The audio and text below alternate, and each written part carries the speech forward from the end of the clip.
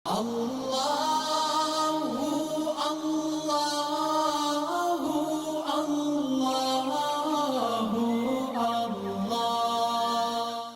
اللہ الرحمن الرحیم۔ السلام علیکم ورحمۃ اللہ وبرکاتہ۔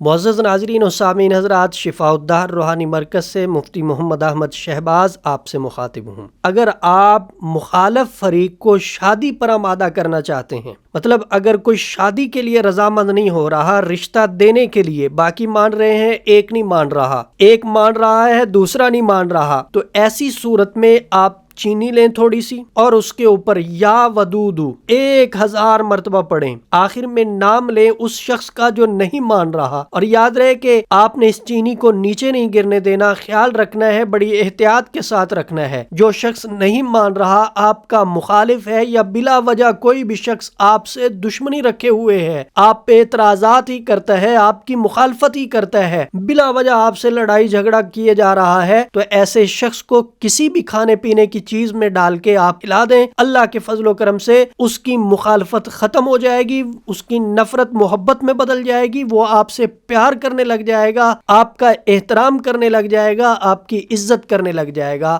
بہت ہی آسان عمل ہے، اس عمل کو اپنے استعمال میں لائیں اور لوگوں کی مخالفت کو ختم کریں، دشمنوں کو اپنا دوست بنائیں۔ آپ شفاء الدہر روحانی مرکز کی واٹس ایپ نمبر پر دنیا بھر سے رابطہ کر سکتے ہیں۔